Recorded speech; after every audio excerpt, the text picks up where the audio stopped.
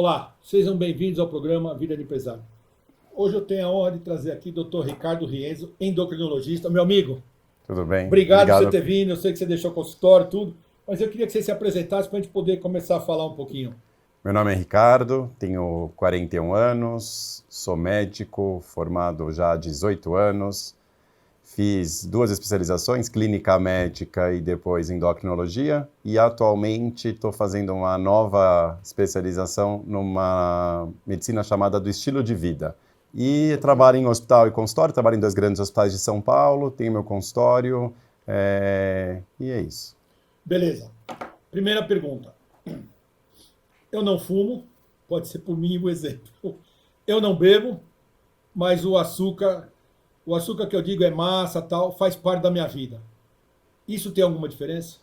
Com certeza. Na verdade, é onde que começa o problema. Eu acho que no consumo excessivo de açúcar pode elevar o peso. E tudo começa com esse aumento de peso, quando a gente fala em estilos de vida não saudáveis. Então a gente sabe que mesmo o consumo excessivo de açúcares, sejam eles doces ou até farinha branca, carboidratos simples, aumentam o risco de ter obesidade, de ter resistência de insulina, isso podendo levar a principalmente diabetes tipo 2, esteatose hepática e todas essas doenças metabólicas relacionadas a excesso de peso. Você falou uma coisa, qual a diferença entre diabetes 1 e diabetes 2? Então, diabetes tipo 1 é um diabetes que a gente chama de autoimune, ou seja, o meu corpo produz anticorpos contra o meu próprio pâncreas que produz insulina. Então ele é um diabetes mais relacionado à infância e adolescência, e como ele não produz insulina e destrói a produção, o tratamento é feito com insulina. O diabetes tipo 2 é um diabetes mais da meia-idade, geralmente a partir dos 40, 45 anos de idade a gente tem visto cada vez mais cedo em função do excesso de peso, mas ele tem muito mais relação com maus hábitos associados a uma coisa que a gente chama de resistência de insulina, ou seja, você começa a ter um aumento do peso, aumento da circunferência abdominal, e isso faz com que você aumente o risco de desenvolver uma dificuldade de você captar essa glicose e fazer estoque no fígado e no músculo. Então você acaba produz mais insulina, essa insulina não faz efeito, isso faz com que você desenvolva um quadro de diabetes tipo 2. Além da diabetes, existem outros riscos que podem ocorrer? Sobre em relação ao peso? Ao peso, a diabetes tipo 2? Então, na verdade, quando a gente fala em peso, a gente abre uma gama de muitas doenças que As podem ter, principais, vamos né? imaginar que Então, são vamos 2 lá. ou 3 Excesso só. de peso pode levar a doença cardiovascular, né? Então, a deposição de gordura, principalmente nos grandes vasos, que a gente chama de aterosclerose, então pode aumentar risco de infarto, risco de AVC. E um grande vilão que seria a esteatose hepática, que seria a famosa gordura no fígado, pode levar até quadros de cirrose hepática, quando você torna esse fígado cada vez mais fibrosado, ou seja, ele fica cada vez mais duro e sem função. Isso também é uma complicação do excesso de peso. Vamos falar sobre os pilares do estilo de vida, que é o que você está desenvolvendo, que é o nosso programa que a gente vai falar hoje sobre ele. Então eu queria que você explicasse quais são esses pilares e cada um deles, quais são os benefícios que, vamos falar assim, o empresariado que está sempre correndo, diz que nunca tem tempo, não vou no médico, mas quais são as importâncias dele ter pelo menos algumas coisas Eu dos acho seus que a pilares? gente tem que ter em consciência que o principal prevenção reside no autocuidado. Então, se eu promovo um autocuidado, eu consigo prevenir meus riscos de doenças e outras coisas que possam aparecer. Então, tudo começa no quê? Numa alimentação saudável. O que a gente chama de uma alimentação saudável no mundo atual? Seria uma alimentação sem açúcares, sem ultraprocessados, sem gorduras saturadas, ou seja, uma dieta saudável, que você... Qual que seria a melhor dieta, que eu até falo bastante no consultório? É aquela que você faz em casa, ou seja, você sabe o que você está colocando, você usa ingredientes naturais e você faz a tua própria comida. Então, uma alimentação saudável. Atividade física. A OMS é boazinha, ela só pede 150 minutos na semana, ou seja, 150 minutos em uma semana que você possa fazer qualquer atividade física, seja a que você tiver aptidão, a que você gostar mais de fazer. Uma coisa que muita gente não leva em consideração, que é muito importante na manutenção do peso, é o sono, né? A gente sabe que existe um hormônio que a gente produz no sono chamado melatonina, e quando a gente entra no quarto, luz apagada, aquele ambiente escuro e calmo, a gente começa a produzir melatonina, ou seja, é quando eu começo a entrar nas minhas fases do sono, e quando o corpo, entre aspas, desliga, ou seja, ele prepara você para uma noite de sono. A gente sabe que essa regulação do corpo, sono-vigília, é fundamental na manutenção do metabolismo, então é fundamental na manutenção do peso. Então a gente sabe que dormir bem tem muito mais facilidade de manter peso. Dormir mal tem muita mais facilidade para ganhar peso. Então, às vezes, muita gente, eu vou na academia todo dia, mas eu não durmo nada e não consigo emagrecer. Talvez o problema seja na higiene do sono, que não está adequada para o A gente momento. estava conversando com o Guilherme aqui, estava com ele até. Ele falou exatamente isso. Ele vai todo dia na academia, não consegue dormir direito e ele está engordando cada vez mais. É. Outros aspectos também que a gente tem que levar em consideração é a questão da saúde mental. A gente sabe que, principalmente nesses 3 anos de pandemia, a saúde mental foi o grande divisor de água das pessoas, né? Então, entende-se por saúde mental equilíbrio, trabalho, casa, humor, nervos, ansiedades, tudo isso leva em consideração. A gente sabe que isso é um pilar importante para a gente manter um estilo de vida saudável, então manter uma saúde mental em dia. Uso de tóxicos, aí a gente engloba uma grande gama de substâncias, pensando no mundo atual, as principais, álcool e tabaco, e uso de drogas ilícitas. A gente sabe que qualquer consumo de tóxicos piora ou chega até a degradar a qualidade de vida. E por fim, uma coisa que muita gente acaba também deixando de lado é a questão dos relacionamentos. Então, tanto relacionamentos pessoais, trabalho, família e tudo mais, às vezes a pessoa acaba deixando ter um desequilíbrio muito grande nos relacionamentos, isso piora demais a qualidade de vida. Então a gente vê que não é tão simples manter um estilo de vida saudável. Você estava falando assim, eu falei, como é que o cara consegue juntar tudo? Um dos maiores problemas que eu enxergo, vou até responder por mim, que eu vejo de muita gente é ansiedade. Porque a gente vive, quem tem empresa e tal, essa ansiedade vai para cá, vai para lá, vou para onde, e aí as pessoas falam assim, o que eu faço? Porque a ansiedade, eu enxergo, né? Estou olhando do lado do consumidor comum, que é um dos maiores problemas que a gente enfrenta, porque a ansiedade, não sei se é isso que você enxerga, mas eu estou dizendo com as pessoas que eu converso, todas são, não vou nem incluindo eu aqui, a ansiedade é uma das coisas que mais eu vejo, e uma das coisas que também eu vejo muito, sono. E aí, como é que o cara faz para dormir? Eu uso muito uma expressão que, assim, a gente teve as ondas do Covid, mas a gente tem uma grande onda que ficou depois do Covid, que são esses que eu digo, danos mentais que muita gente teve. E a gente sabe que a ansiedade foi um dos grandes gatilhos para muita gente nesses anos de pandemia. Como lidar com a ansiedade? Aí você vai tentar buscar algum tipo de atividade que você consiga, por exemplo, relaxar, que você consiga distrair, talvez você tentar identificar qual que é o gatilho que te faz ficar mais ansioso. Obviamente, quando a gente consegue descobrir a causa de tudo isso, a gente consegue tentar resolver. Vamos supor que a minha ansiedade é porque eu tenho vontade de comer doce quando eu chego em casa. Então, por exemplo, talvez à tarde usar algum tipo de alimento que aumente, por exemplo, a produção de serotonina, isso vai fazer com que a gente diminua essa ansiedade.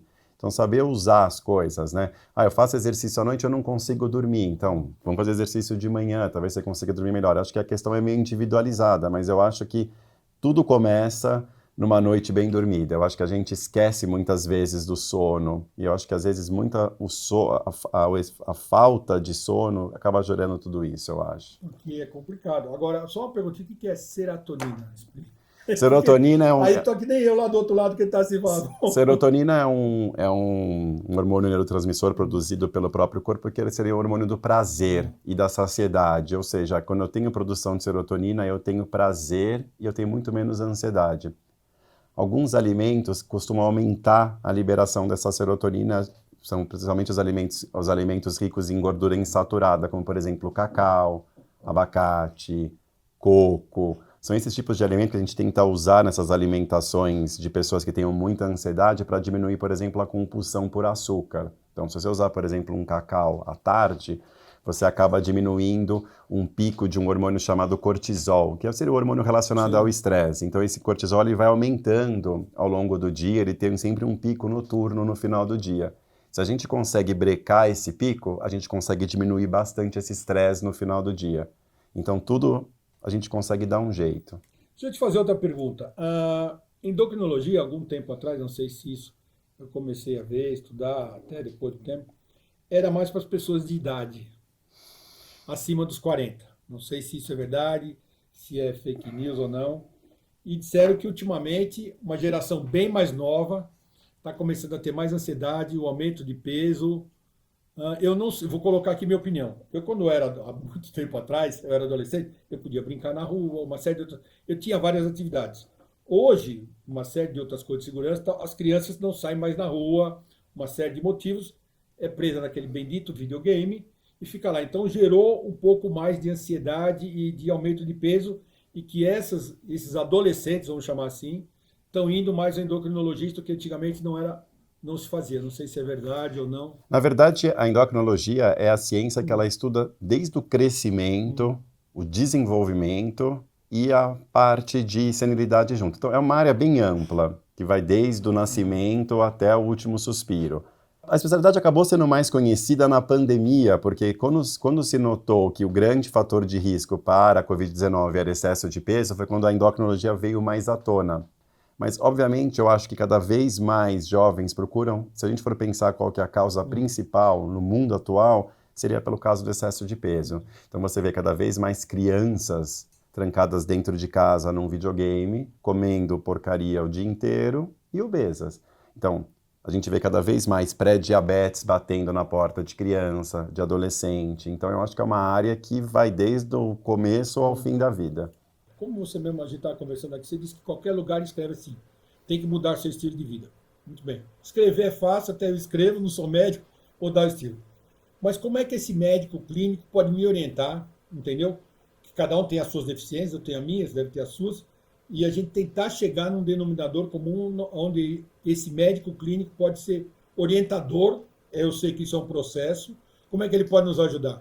Eu acho que tudo começa numa boa consulta, né? Então tem que ser indagado questão de hábitos, como que é a vida da pessoa, como que é trabalho, como que é vida pessoal, como que é a questão da alimentação, como é a questão da atividade física, para a gente tentar entender aonde que pode estar o problema. O estilo de vida ele envolve muitas coisas como a gente já falou anteriormente. Então a gente tem que tentar entender o quê? Qual o pilar do estilo de vida que está mais prejudicado nesse perfil de paciente? Vamos supor que ele não tem uma alimentação saudável, eu vou tentar orientar uma alimentação saudável. Vamos supor que ele não faça atividade física, eu vou orientar o que ele pode fazer de atividade física. Grande parte das pessoas, problema no sono. Então, como melhorar a higiene do sono? Hoje em dia a gente vê que tem um crescimento muito grande de fármacos, as pessoas estão se tornando dependentes de fármacos, mas a gente não tem que fazer com que o sono seja atrelado a fármacos, e sim a mudanças comportamentais que possam melhorar a qualidade do sono. Amarrado na questão do sono, que também vem junto a questão da saúde mental. Então, como que é a saúde mental dessa pessoa? Tá boa, ela é equilibrada, não é equilibrada? Onde que isso pode estar prejudicando na qualidade de vida, no estilo de vida dela? Todo dia eu chego em casa, eu tomo uma bebida. Então, uso de tóxicos, a pessoa está bebendo todo dia, vamos supor, vamos tentar diminuir, vamos tentar ver o que a gente pode fazer para melhorar isso. E a questão dos relacionamentos, que eu acho que é uma coisa que ninguém para pensar. As pessoas vivem um momento que levam os relacionamentos na inércia, elas não querem mudar, deixa tudo do jeito que está. E às vezes pode ser um gatilho para intensos problemas. Eu tô ansioso, eu vou comer, porque eu vou chegar em casa, eu vou brigar, então eu vou comer alguma coisa agora que vai me deixar mais calmo. Então, parece uma coisa simples, vamos mudar o estilo de vida, mas envolve muita análise para ver o que é o pior problema que a gente pode ter. Porque a fuga, eu vou agora até falar, a fuga na comida, ou ansiedade, seja ela qual for, é tão prejudicial quanto a bebida? Então, na verdade, o Só tô te álcool, pondo o hoje. álcool é um açúcar, né? Então a gente tem tanto o álcool destilado como fermentado, ele é açúcar. Mas o consumo excessivo de açúcares também ele é nocivo à saúde. Por quê? O açúcar, por si só, ele promove uma sensação de prazer no cérebro. Ele também cria uma certa dependência de você sentir prazer quando você atrela a sua vida ao açúcar. Mas ele pode trazer uma série de danos, como obesidade, como diabetes tipo 2, como esteatose hepática, como aumento de risco de doença cardiovascular. Então, eu acho que é a questão do açúcar como um todo, independente se ele é álcool. Obviamente, com álcool ele acaba sendo pior, porque ele ainda tem mais calorias do que um açúcar comum, mas eu acho que é tão nocivo quanto. Eu não sei se você consegue ter uma ideia, por exemplo, você pega um empresário, tem esses 4 itens todos desordenados. Vamos imaginar que chega no seu consultório. Vamos pegar o pior segmento, está estourado.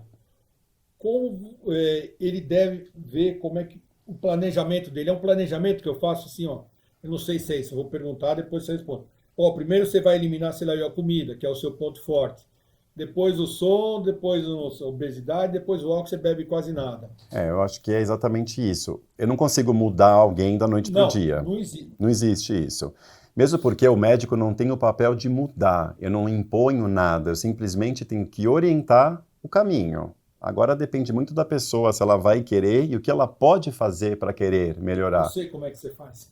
Então, eu acho que a gente tem que Tá entender rindo, qual né? que é o principal ponto. Então, meu ponto principal é que eu preciso mudar urgente e a gente vai tentando mudar ponto a ponto. É fácil? Não é. Mas quando você consegue corrigir e a pessoa percebe que ela vai melhorando, isso se torna muito gratificante. Dá trabalho? Dá trabalho. Às vezes a gente tem que insistir muito? Tem, mas eu acho que isso quando a pessoa se Não dá vale indireta. quando a pessoa se dá conta, eu acho que isso funciona. Então, eu acho que assim, tentar individualizar e tentar entender aonde mora o problema de cada um é o grande desafio do mundo atual. Não existe medicina de receita. Não é aquela coisa, olha, eu sempre vou fazer aquilo para esse perfil. Não, é individualizado. A medicina tem que ser individualizada. A gente vive um mundo em que se tenta não individualizar em muitos profissionais, mas você vê que a individualização é o que faz a gente ter sucesso nos resultados. Será que esse indivíduo, eu vou fazer outra pergunta para você que eu estou enxergando agora, como consumidor. Você vai nos hospitais, eles estão preocupados com a humanização, porque eu não sei se o médico antigamente ele falava isso, é assim e ponto, mas hoje eu vejo onde você vai a humanização, humanização, humanização. Essa humanização, o que significa o que dá? Eu acho que sempre foi dado atenção ao paciente. Talvez de uma forma diferente, não sei como é que cada um enxerga, mas que se fala muito hoje em humanização. É que eu acho que assim, a humanização significa, o que seria basicamente? Sim. Seria a questão do acolhimento, ou seja, você chega para mim no consultório dizendo que você tem um problema, eu não tenho que mirar só o teu problema, eu tenho que tentar entender por que a gente chegou a esse problema. Então, esse tratamento humano, ouvir, eu acho que a definição de humanização é ouvir mais, falar menos e julgar menos. Existe um viés muito natural no médico de querer julgar, muitas vezes, quem está na frente dele. E eu acho que cada vez menos a gente tem que parar de julgar e começar a ouvir. Às vezes você vai numa consulta e você quer só falar durante 1 hora. Eu tenho que aprender a escutar durante 1 hora. E simplesmente no final da consulta você levanta, eu levanto, a gente se despede. E não eu tentar falar, nossa, que absurdo tudo que você me disse hoje, eu acho que está tudo errado. Não.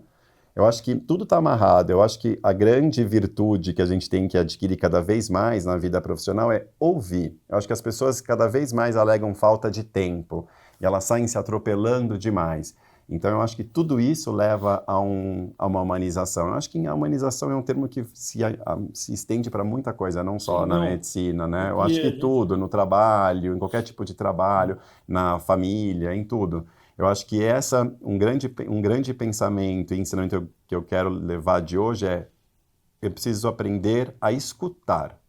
Então, um grande sucesso de uma relação médico-paciente, onde o paciente possa realmente executar, é ele poder falar tudo o que ele sente para mim. E eu não ter sem nenhum tipo de julgamento e falar você está completamente errado. Não. Simplesmente fazer com que você enxergue que você pode melhorar. E não que eu te imponha que você precisa melhorar. Doutor Ricardo, vou te chamar agora porque estamos encerrando. Meu amigo Ricardo, quero te agradecer de coração. Muito, Obrigado, muito pelo obrigado. convite. Você sabe que eu já queria trazer você, a revista que você vai fazer.